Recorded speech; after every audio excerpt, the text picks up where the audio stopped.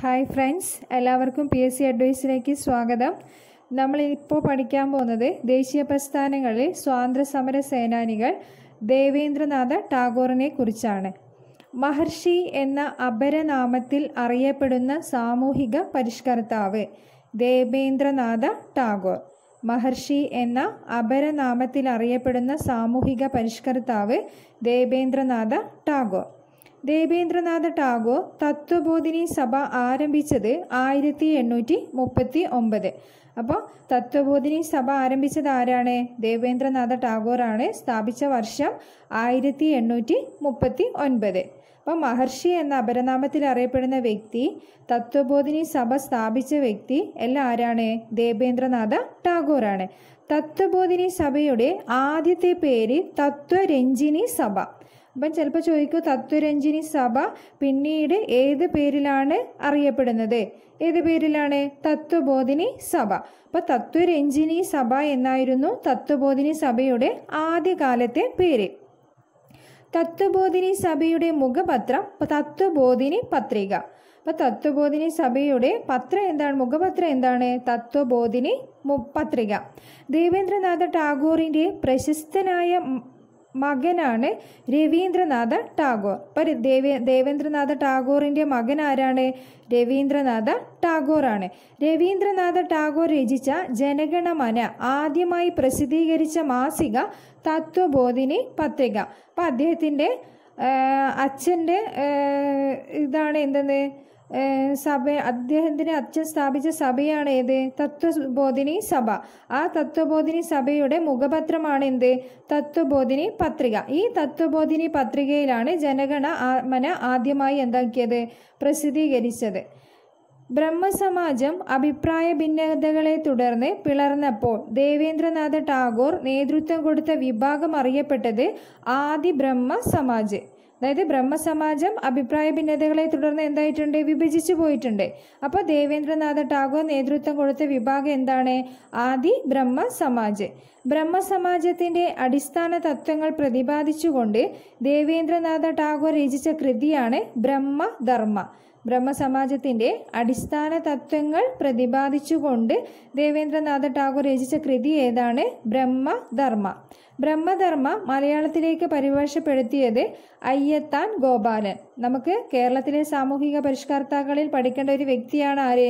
അയ്യത്താൻ ഗോപാലൻ.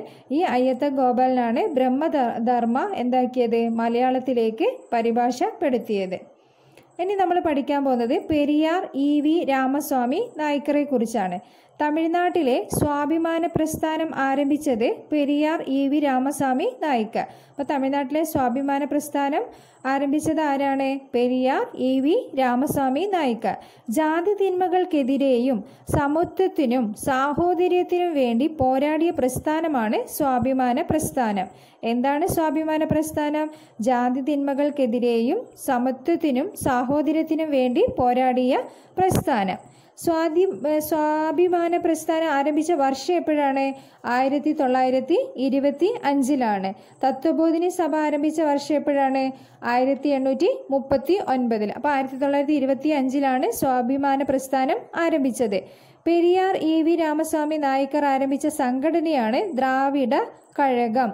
അധികവും ചോദിക്കുന്ന ക്വസ്റ്റ്യൻ ആണ്. ദ്രാവിഡ കഴകം ആരംഭിച്ചത് ആരാണെന്ന്. ആരാണ്? പെരിയാർ EV രാമസ്വാമി നായ്ക്കർ. അപ്പോൾ സ്വാഭിമാന പ്രസ്ഥാനം, ദ്രാവിഡ കഴകം ഇവയൊക്കെ ആരംഭിച്ചത് ആരാണ്? പെരിയാർ EV രാമസ്വാമി നായ്ക്കരാണ്. EV രാമസ്വാമി നായ്ക്കർ ആരംഭിച്ച പ്രസിദ്ധീകരണങ്ങളാണ് കുടി അരശ് വിടുതലേ. അപ്പം EV രാമസ്വാമി നായ്ക്കർ ആരംഭിച്ച പ്രസിദ്ധീകരണങ്ങൾ എന്തെല്ലാം? കുടി അരശ് വിടുതലേ. ഒന്നുകൂടെ ഉണ്ട്, പുരടിച്ചി. അപ്പോൾ കുടി അരശ് വിടുതലേ, പുരടിച്ചി എന്നീ പ്രസിദ്ധീകരണങ്ങളെല്ലാം EV രാമസ്വാമി നായ്ക്കരുടെ പ്രസിദ്ധീകരണങ്ങളാണ്. EV രാമസ്വാമി നായ്ക്കരുടെ സ്മാരകം സ്ഥിതി ചെയ്യുന്ന കേരളത്തിലെ സ്ഥലം വൈക്കം.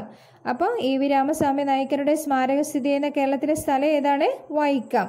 വൈക്കം ഹീറോ, പെരിയാർ എന്നിങ്ങനെ അറിയപ്പെടുന്നത് EV രാമസ്വാമി നായ്ക്കർ. അപ്പോൾ EV രാമസ്വാമി നായ്ക്കരുടെ വേറൊരു പേരാണ് എന്തെന്ന്? വൈക്കം ഹീറോ, പെരിയാർ എന്നിങ്ങനെ. അടുത്തത് നമ്മൾ പഠിക്കുന്നത് ബങ്കിം ചന്ദ്ര ചാറ്റർജിയെ കുറിച്ചാണ്. 3 പോയിന്റേ ഉള്ളൂ. അതുകൊണ്ടാണ് ഇന്ന് തന്നെ അതും കൂടെ പഠിച്ചു കളയാന്ന് വിചാരിച്ചത്. ആധുനിക ബംഗാളി സാഹിത്യത്തിൻ്റെ പിതാവാണ് ബങ്കിം ചന്ദ്ര ചാറ്റർജി.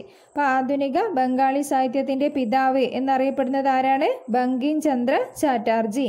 ബങ്കിം ചന്ദ്ര ചാറ്റർജി രചിച്ച ബംഗാളി സാഹിത്യത്തിലെ ആദ്യ നോവൽ ദുർഗേശ നന്ദിനി. അപ്പം ദുർഗേശ നന്ദിനി ആരാണ് രചിച്ചത്?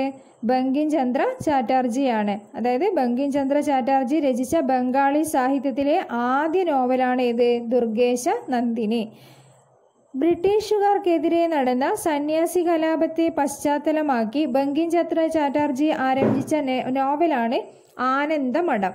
അപ്പം ബ്രിട്ടീഷുകാർക്കെതിരെ നടന്ന സന്യാസി കലാപത്തെ പശ്ചാത്തലമാക്കി ബങ്കിം ചന്ദ്ര ചാറ്റർജി രചിച്ച നോവൽ ഏതാണ്? ആനന്ദമഠം. ബങ്കിം ചന്ദ്ര ചാറ്റർജി ആരംഭിച്ച ബംഗാളി പത്രം ബംഗദർശൻ. അപ്പം ബങ്കിം ചന്ദ്ര ചാറ്റർജി ആരംഭിച്ച പത്രം ഏതാണ്? ബംഗദർശൻ. അത് ബംഗാളി പത്രമാണ്. ബങ്കിം ചന്ദ്ര ചാറ്റർജിയുടെ കൃതികൾ ദുർഗേശ നന്ദിനി, ആനന്ദമഠം, കൃഷ്ണചരിത്ര, ദേവി ചൗധരണി, വിഷവൃഷ, മൃണാളിനി. എന്തെല്ലാണ് ബങ്കിം ചന്ദ്ര ചാറ്റർജിയുടെ കൃതികൾ? ദുർഗേശ നന്ദിനി, ആനന്ദമഠം, കൃഷ്ണചരിത്ര, ദേവി ചൗധരണി, വിഷവൃഷ, മൃണാളിനി. ഇതിൽ ദുർഗേശ നന്ദിനിയും ആനന്ദമഠവും ഇമ്പോർട്ടൻ്റ് ആയിട്ടുള്ള കാര്യങ്ങളാണ്. മറ്റേത് മൂന്നെണ്ണം എന്ത് ചെയ്യുക? മനസ്സിലാക്കി വെക്കുക. ഒന്ന് കൃഷ്ണചരിത്രയാണ്, ഒന്ന് ദേവി ചൗധരിയാണ്, ഒന്ന് വിഷവൃഷയാണ്, ഒന്ന് മൃണാളിനിയാണ്. അപ്പോൾ ഇത്രയും കാര്യങ്ങൾ എന്ത് ചെയ്യുക? ഇന്നെല്ലാവരും പഠിച്ചു വെക്കുക. അപ്പോൾ വീഡിയോ ഇഷ്ടമായാലും എല്ലാവരും എന്ത് ചെയ്യുക? സബ്സ്ക്രൈബ് ചെയ്യുക, ഷെയർ ചെയ്യുക, ലൈക്ക് ചെയ്യുക. Okay, by.